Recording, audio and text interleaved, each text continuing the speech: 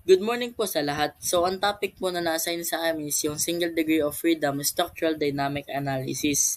So, first po, explain po muna natin kung ano yung vibration theory para mas maintindihan natin ng mas malalim kung ano yung single degree of freedom. So, dito naman tayo sa vibration muna. Vibration is a mechanical phenomenon causing oscillations around a fixed point. The vibration occurs when elastic bodies like springs are displaced from their equilibrium positions due to external forces. A system is set off with an initial input and then allowed to vibrate freely. So, isa sa mga example na naisip ko dito is yung sa pendulum. Kapag nag-try tayo mag-pendulum, is mag-move ito from right to left or vice versa. Or pwede ding try to imagine na parang meron tayong wall, tapos may spring dito, tapos merong kung anong object, yun yung massive system. Pag hinila natin yung object na yun is parang mga back and forth lang din baga. So, yun yung sa vibration. So, dito naman tayo sa SDOF. Yung SDOF kasi, or yung single degree of freedom is parang magkakonektado siya talaga ng vibration. So, ganito lang yan. 'Di ba yung vibration is nagko-cause ng pag-move ng isang object, katulad ng example ko kanina na pendulum. Kapag pupunta na siya sa right, yun na yung displacement. Yun na yung SDOF natin. Yun lang yung single degree of freedom. Yung tinutukoy na single degree of freedom. Kumbaga nagkaroon siya ng independent displacement due to vibration. So, mapapansin niyo dito sa title mayroon tayong word na undamp. Ano ba yung sa undamp? Ito kasi parang hindi siya medyo realistic. Kumbaga, hinahayaan niya lang mag-move freely yung isang object. So, halimbawa, for example, yung swing. Kapag nag-swing tayo, syempre, habang dinalagyan natin tong pwersa para gumana yung swing. So, paano naman kung andam siya? Ibig sabihin, walang pumipigil doon. Patuloy lang siya nagsiswing. Kung baga, continuous lang siya nagsiswing. So, yun lang yung ng andam single degree of freedom. Medyo hindi realistic. So, ito na nga yung figure na para mas lalo nyo maintindihan kung ano ang STOF. So, dito sa left side, makikita ninyo, meron tayong frame. Tapos, nagkaroon ito ng lateral load due to earthquake. Um, Nag-cause ito, ay meron itong lateral loads, meron itong moment and vertical forces. So, anong nangyari, nag-sway yung object ng ganyan. Tapos, dito naman tayo sa nasa middle.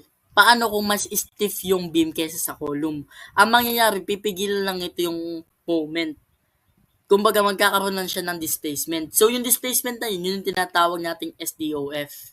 Tapos, ito nga sa pinaka-right side naman, ito yung parang na natin maintindihan, kumbaga, mas simple na.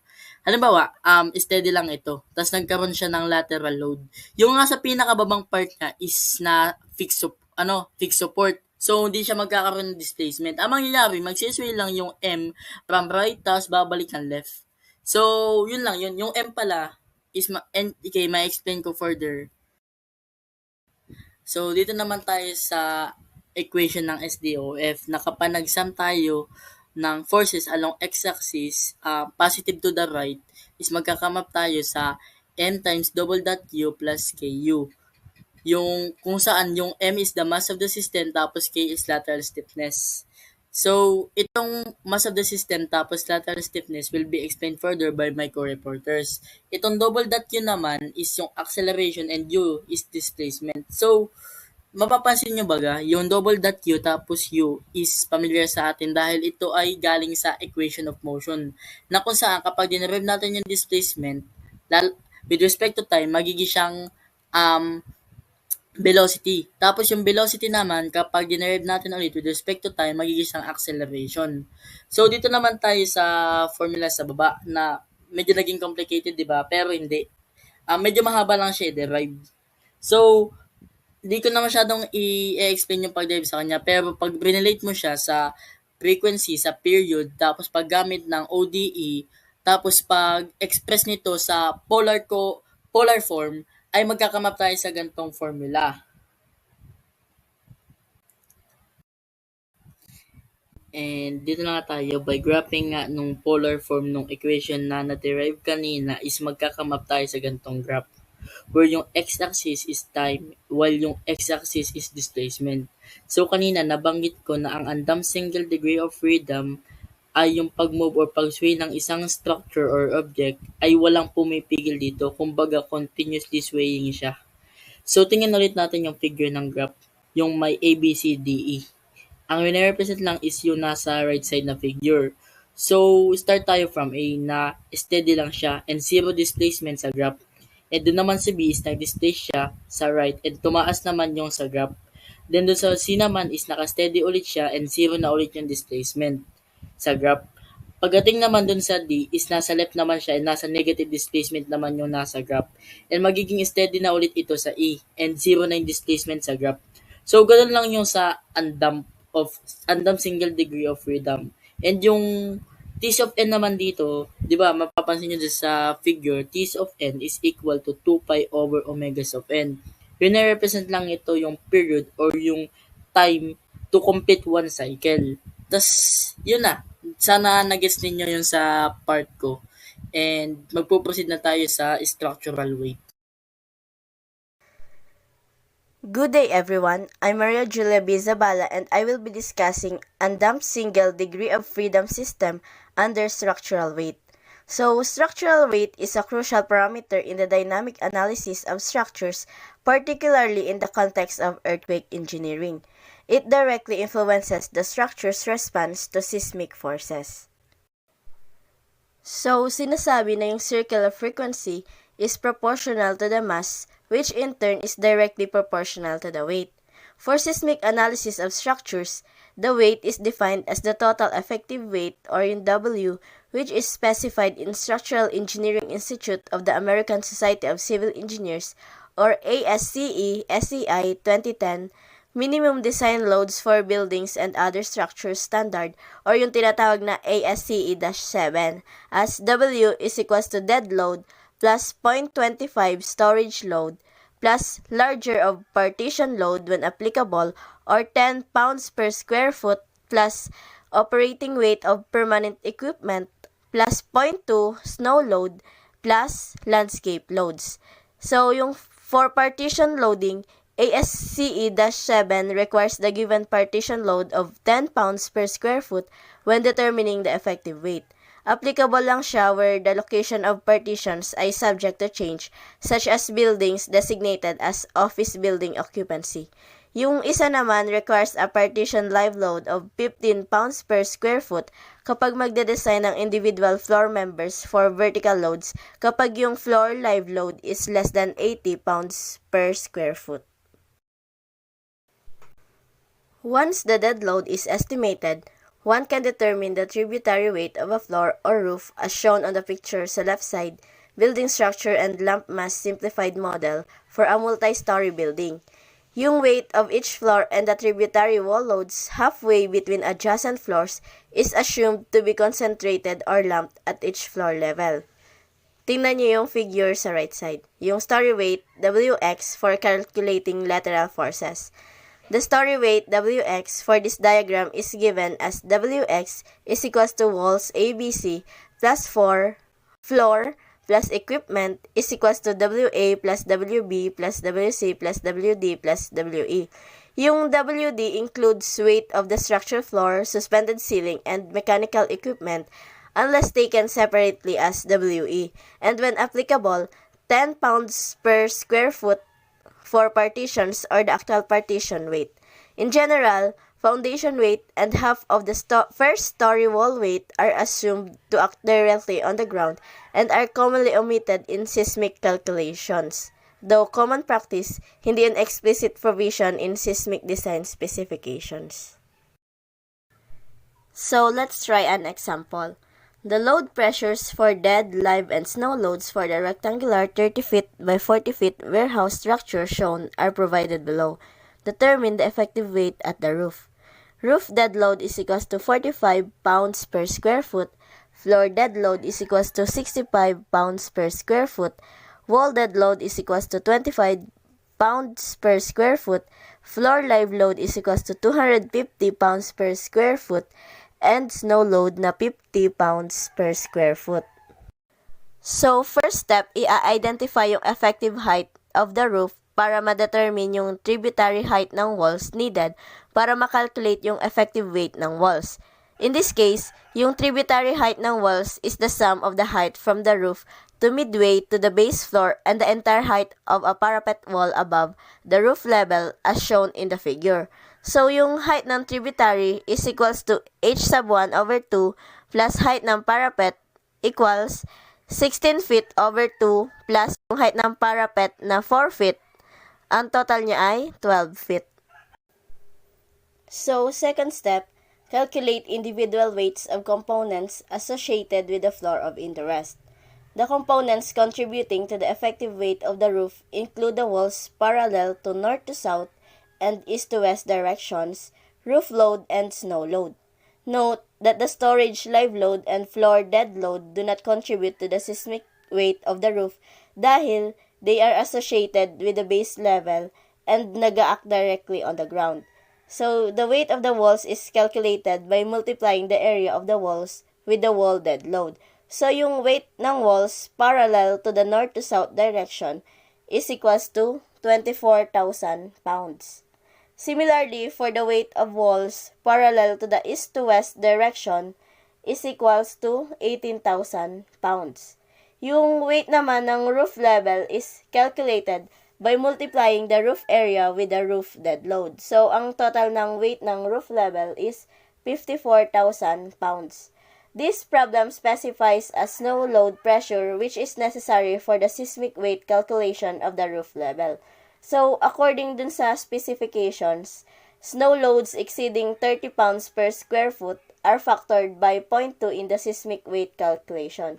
So, yung weight ng snow is equals to 12,000 pounds. For the last step, the effective seismic weight for the roof can be determined by summing the weight contribution from each of the components. As the roof is the only level above the base, the effective seismic weight of the roof is denoted as W1. So, yung W1 is equals to weight ng north to south walls plus weight ng east to west walls plus weight ng roof floor plus weight ng snow. So, ang total niya is 108 kips. To sum it up, pinaka-main point lang ng topic na ito ay kung paano yung earthquake nakaka-apekto sa loadings ng structure. So, by accurately determining structural weight or loadings, engineers can perform more reliable dynamic analysis and design structures that are better equipped to withstand seismic loads. So good day everyone, I'm Ana Julian C. Ignacio. So in this topic, I will be discussing the stiffness of a material.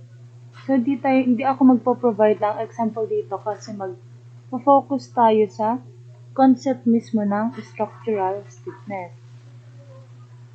Let's start with the equation of motion discussed by Mr. Canaria, which comes up to the equation m.u plus ku equals 0, where m is the mass of the system, k is the lateral stiffness, u is the acceleration, and u is the displacement. So, to completely characterize this equation for a linear elastic single degree of freedom or SDOF system, kakailanganin natin ng lateral stiffness or yung K. So, this variable, along with the mass, is needed to determine the circular frequency. So, yung circular frequency, once na na-obtain siya, pwede siyang magamit para ma-determine yung natural period of vibration of the system. So, note that for every seismic resistant structure, yung bawat structure has a unique natural period of vibration. So, yung natural period of vibration, siya yung time required for one cycle of free vibration. So, kung hindi ako nagkakamali, yung one cycle dyan is equivalent dun sa kapag nakabuo siya ng isang parabola dyan sa nasa baba. So now let's proceed to the definition of stiffness. So the stiffness is defined as the force or moment that results in a unit displacement or rotation at a degree of freedom or DOF. So meron siyang general formula na stiffness equal to force over displacement. So stiffness has two types.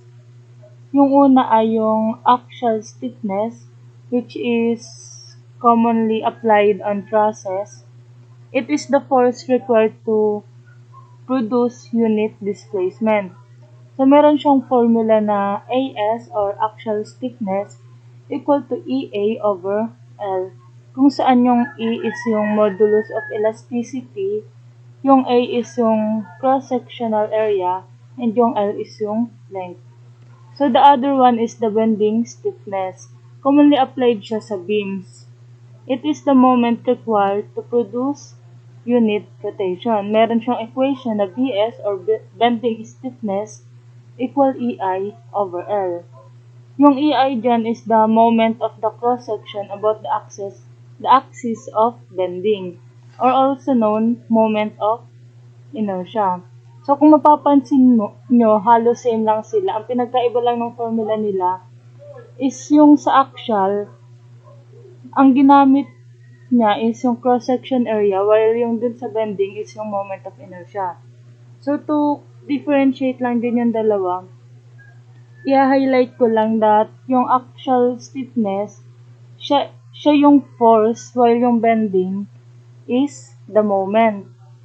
Yung axial stiffness, nagpo-produce siya ng unit displacement, while yung bending stiffness, nagpo-produce siya ng unit rotation.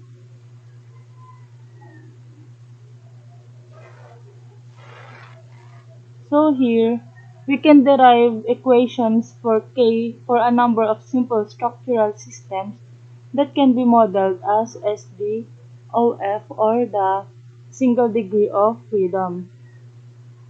So, kung mapapansin nyo dito, may iba't ibang cases ng structural systems na meron din sila, every cases, meron silang different ways of solving the maximum deflection. So, ito, nakuha lang din ito gamit ang general formula ng maximum deflection, as well as dito sa stiffness. So, papakita ko na lang din kung paano yung relationship nitong dalawa. So, for instance, let's use fixed beam with concentrated weight at midspan. So, ito siya, yung pangalawang case.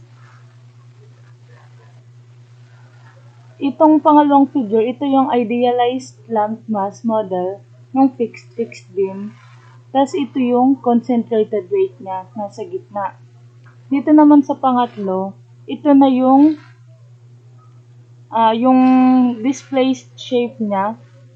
Kung makikita nyo, meron na siyang nakapababa sa may gitna. Dito, meron ng displacement or deflection caused by the weight of this block. So, the force displacement relationship is given by this equation, that the deflection equal to FL cubed over 192 EI. So, ito, nanggaling ito dito.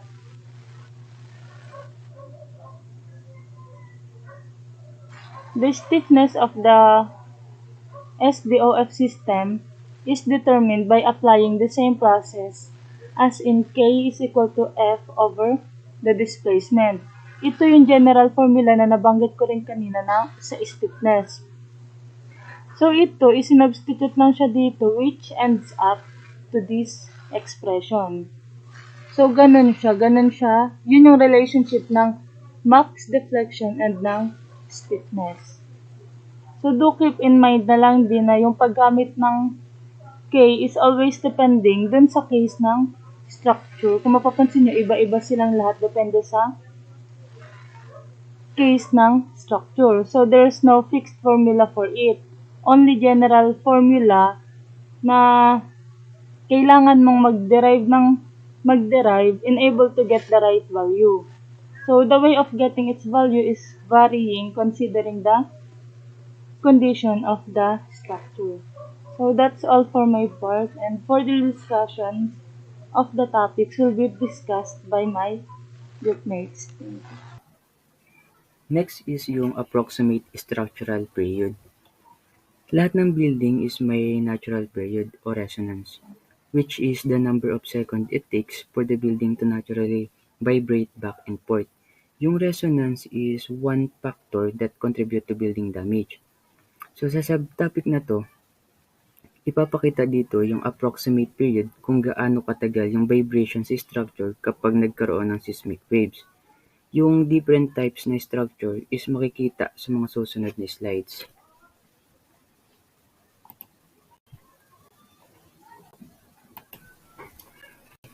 For the equivalent static method of analysis, the ASCE7 specification provide approximate relations to determine the period of structural system.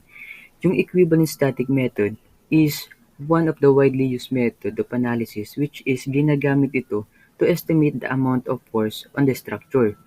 Itong analysis method is pwedeng gamitin sa mga regular and irregular structure up to 3-story building or low-rise building. The following relationship are used to determine an approximate period T sub A, which is yung T sub A is equals sa C sub T times H sub N raised to X, where yung H sub N is the height in feet above the base to the highest level of the structure, and yung C sub T and X are madidetermine from ASCE 7, table 12.8.2 na makikita natin sa susunod na slides.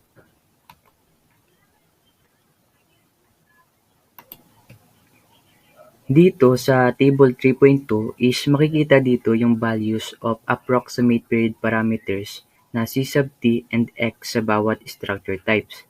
Itong mga values na ito ay ginagamit para malaman yung approximate period parameter ng vibration kapag nagkaroon ng seismic waves or earthquakes or vibration sa mga structure types like steel moment resisting frames.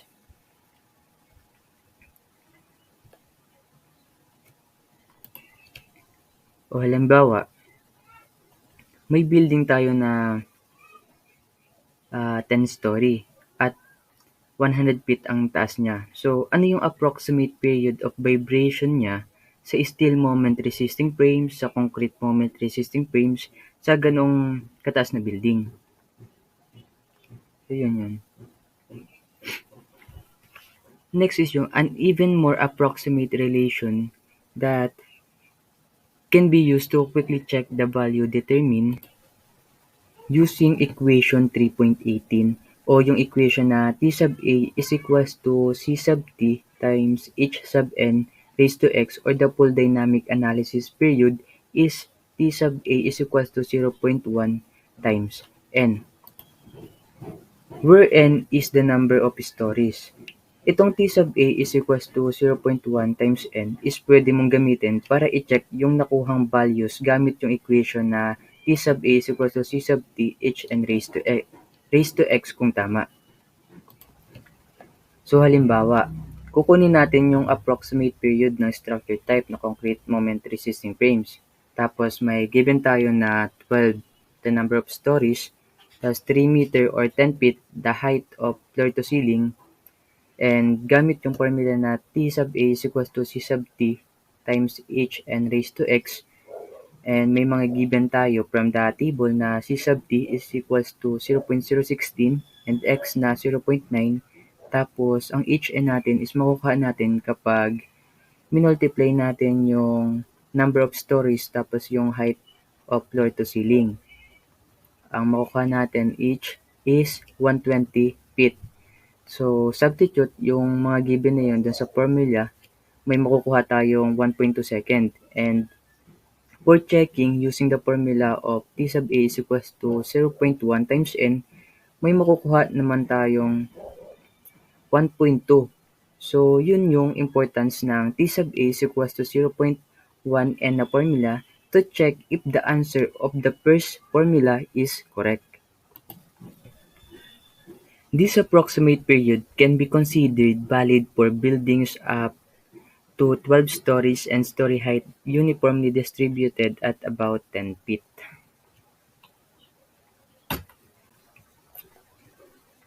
Proceed tayo sa next is yung pagkuha ng approximate period for shear walls, which is may formula na T sub A is equals to 0.0019 over the square root ng C sub W times the HN. So makukuha natin yung C sub W gamit yung formula, makikita natin diyan na C sub W is equals to 100 over A sub B, summation ng X over I is equals to 1 times H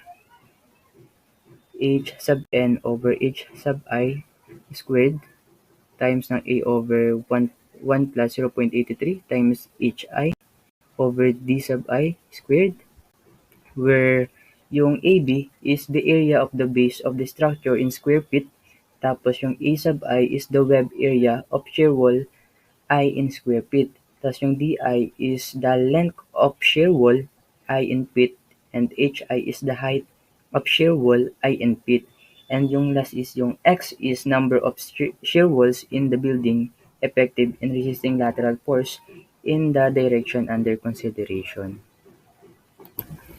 So, itong seismic analysis is for building structures only. So let's proceed to time-dependent force and damp vibration response. So kanina nga, na-discuss na ni Rainier yung about sa pre-vibration response of a dam system, na kung saan pre-ling ang gumagalaw or nagbabibrate yung system or structure in a certain pattern at wala ang any force na pumipigil dito. Dito naman sa time-dependent force and damp vibration response, may external force na involved dito. Itong force pala na ito is nagbabari siya over time. For example, earthquake. Kumbaga, di ba sa lindol, pag nagkalindol, sa una mahina, tapos biglang lalakas, tapos hihina ulit. Di ba parang ganun. Kumbaga, wala siyang pattern. Biglang lalakas or biglang hihina. Kung mapansin nga natin dito sa formula from Newton's second law, may additional lang dito na PT. Kung i-observe natin tong FBD, imagine may force tayong in-apply sa isang elastic system. Siyempre, mag-expect tayo na may babalik din yun na force equivalent sa kung anumang force yung in-apply natin. Wherein, kung mapansin natin, yung mu double dot plus KO dito, di ba ito yung nasa pre-vibration response formula? So, yun nga, kaya nga, nabuo itong equation na ito. So, ngayon naman, dinerive nga ito at nakabuo nga ng complete solution para nga makuha natin yung displacement ng system from its original position. Pero bago yan, proceed muna tayo dito sa table. So, kung mapansin natin, when frequency ratio is approaching 1, tumataas nga din yung RD. So, bakit nga ba ganun? Ang frequency ratio kasi, ito yung ratio ng rate ng natural vibration at excitation force or external force. So, ang structure kasi may natural vibration yan dahil nga sa own weight nito or sa mga static load na nakapatong. So, kung magkasabay nga na mag-occur sa structure yung natural vibration at external force sa isang specific time, kumbaga pag magkasabay sila, syempre mas malakas na force yung matatanggap ng structure. At dahil dun, mataas din yung chance na mag-deform ito. Kaya ngayon, tumataas din itong RD. So, yung phenomenon pala na, yung bagas, nagkakasabay yung natural vibration at external force, ito yung tinatawag na resonance. So, kung mapansin naman din natin, kung out of phase naman, or kung magkasilawa yung displacement caused by external force, at yung natural vibration, mapansin natin na yung RD is bumababa. So, kung baga, nagka-counteran sila. Kaya, ayun. So, ito na nga yung complete solution niya. Ngayon, bakit nga ba natin kailangan pag-aralan ito? So, dito nga natin ma-observe kung ano bang magiging behavior ng structure once na may lateral force na nag-occur, especially tulad ng earthquake. So, kung hindi natin alam yung stiffness, yung weight, or yung ibang parameters, di natin malalaman kung gaano ba katagal mag-withstand yung structure natin under lateral loads at possible nga na mag-collapse ito agad. So, yun lang po.